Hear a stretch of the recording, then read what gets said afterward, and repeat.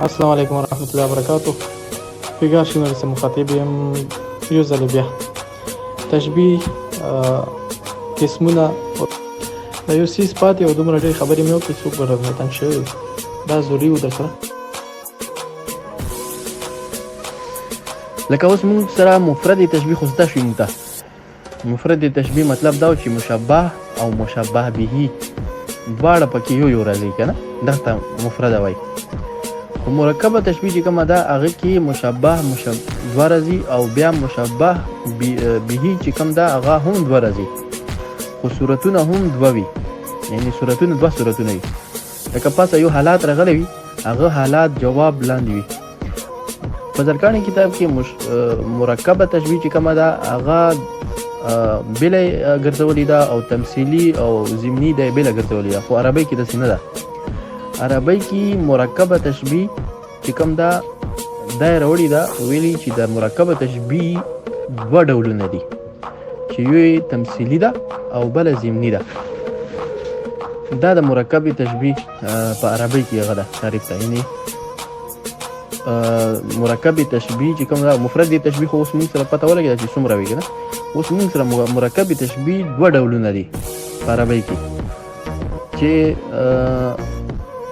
اول لکه زه خپله یو شعر راوړم مثال کې.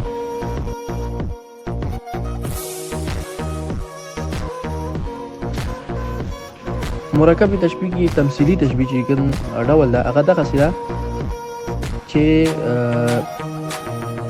پاسه یو حالات راغلی وي او هغه حالات کې هم مشابه دوه وي، بیا لاندې چې کوم حالات وي هغه حالات د پاسه حالات سره تشبیه ورکړی وي. لکه څنګه زه خپل یو شعر راوړم، اوس مثلا داسې بل مثال شته، زرکاڼي کتاب ته ګورم، هغه کې مې راوښه کې هم تاسو سره شریک.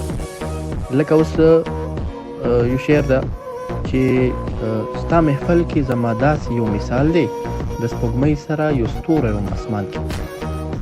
اوس شاعر وایي چې محبوبه ته چې ستا محفل کې زما ناسته دغسې ده، دا اوس یو حالات شو، یعنی مطلب ته ناست یې محبوبه ته وي او ستا محفل وي او زه ورکې ناست وم، دا اوس یو حالات راغلو که نه.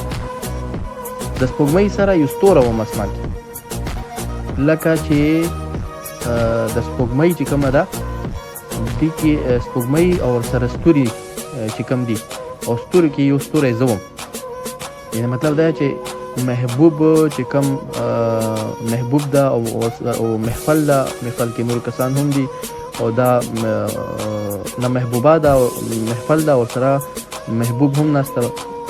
دغه تشبیه یې ورکړې ده چې سره د اسمان کې سپوږمۍ او ستورو سره.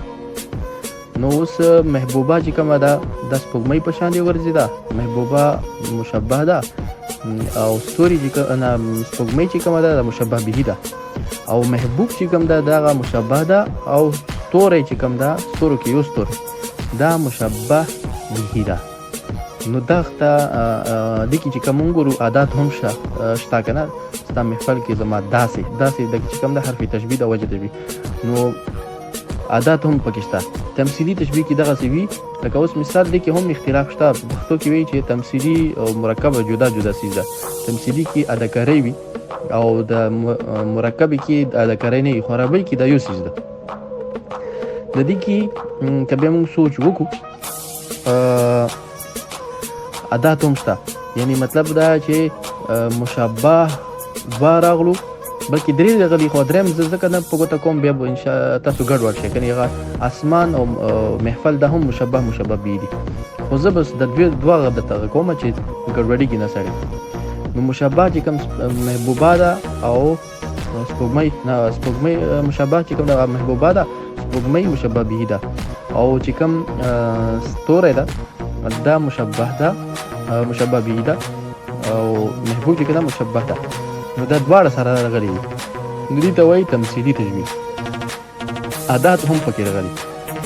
بیا دویم چې کوم قسم ده مرکب تشبیه، دا اوس موږ مرکب تشبیه کې تمثیلي تشبیه وپېژنو.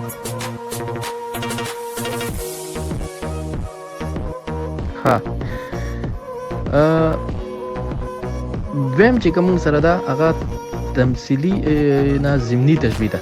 ضمني تشبیه کې دا خو به ده چې دې کې هم مشبه دوه وي او مشبه به هم دوه وي، خو عادات یا وجه تشبیه دا پکې نه وي، کله دواړه پکې نه وي، خو کله کله که چېرته راغو خو مشکل داسې نه راځي. تمثیلي کې یا وجه تشبیه یا عادات دا دغه دوه کې خامخا یو پکې راځي، یا مشابه به عادات یا وجه تشبیه یا ټول پکې راشي، مسله نشته. خو هغه به تمثیلي وي. خو تمثیلي مسله دا چې هغه کې تمثیل وي، یعنی مطلب اداکاري وي، کله کله دغه څه ثابته خبره وي کنه، نو هغه خیر دغه مسله نشته. خو شاعر لپاره بس صرف دغه دوه پیژندل پکار دي چې مرکب تشبیه کې دوه دي. یعنی سرکاري کتاب د مرکب تشبیه بیا بیل ګرځولې ده، ضمني تشبیه هغه راوړي دي، مثالونه یې پکې راوړي دي، هغه ته مرکب تشبیه ویلي. خو بهرحال اوس بیا چې ضمني تشبیه مونږ پیژنو، ضمني تشبیه کې دغه هغه ده چې هغه کې مشابه دوه راغلي وي، او دویم چې کوم مشابه به چې راغلي وي دویم مصري کې هغه محاورې په شان دي راغلي وي، لکه پته یې نه لګي چې یاره دا اوس څه ویل غواړي. ډېر مشکل سره یا داسې څوک چې پوهېږي، لکه اوس زه د زرکاڼي کتاب کې مرکب تشبیه کې په ډول کې یو مثال یې ورکړی، دغه در سره شریکوم. تورې سترګې دې زما زړه ته په ځیر دي، بیا حبشو په کعبې تړلی لاندې. نو اوس دې کې نه عدال شته نه وجه تشبیه شته. تورې سترګې حبش دا سره مشابه به دي، او زړه او کعبه دا سره مشابه به دي. خو بره که وګورې تورې سترګې دې زما زړه ته په ځیر دي، او بیا لاندې چې کومه خبره کوي لکه محاوره یا متل کوي، بیا حبشو په کعبې تړلی لاندې، سره پته لګي نه چې دا اوس وایي چې لکه بیا حبشو که اوس زمونږ ورته لکه ولګوه، تورې سترګې دې زما زړه ته په ځیر دي لکه بیا حبشو په کعبې تړلی لاندې، دغسې جوړېږي نه، خو لکه نشته، وجه تشبیه پکې نشته. یو بل مثال د ضمني تشبیه. اوښ کې حمزه بابا وایي چې اوښې هوښیارې شوې بهر نه راوځي، جونه شوې پیغلې په کاله پاتې دي. دلته کې که اوس مونږ ګورو دا اوس مرکبه تشبیه ده، په زرکاڼي کتاب کې دي ته بعیده تشبیه ویلې شوي، خو هغه مسله نشته، هغه خوبیو ته اشاره ده، لکه هغه ته اشاره نه ده. یو خوبی یو ډولونه وي، دی ده هغه خوبی نه هلته کې خوبی ډولونه بیان کړي دي، خو دلته د تشبیه خپل ډول وي، هغه بېله خبره ده. اوس دې کې بعیده تشبیه ده، لکه مثال وریا تشبیه نشي پېژندل کېدی، دا خوبۍ صحیح ده پکې، هلته کې چې کومه خبره کوي.